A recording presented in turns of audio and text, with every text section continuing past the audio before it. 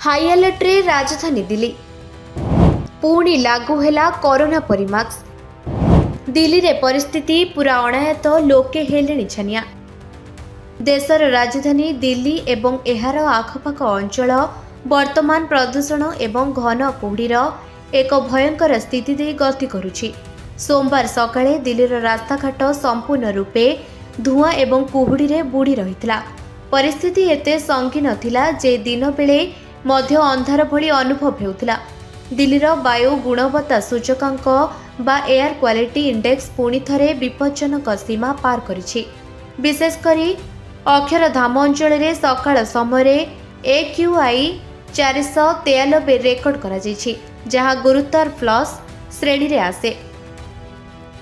केवल अक्षरधाम नुहे, आनंद विहार, अशोक विहार, बवाना एवं द्वारका भली अनेक अंचल रे AQI 450 रु 500 मध्य रही। एही स्तर रे प्रदूषण सुस्थ लोकों पाई मध्य क्षतिकारक एवं रोगी प्राणघाती होई पारे। प्रदूषणर धुआं एवं शीत दिन रे कुहुड़ी मिसी स्मॉग सृष्टि करिछि। एहार प्रभाव रे दृश्यमान क्षमता बा विजिबिलिटी एते कमी जाइछि जे किछि मीटर दूर रे थिबा जिनिस मध्य देखा जाउ नाही।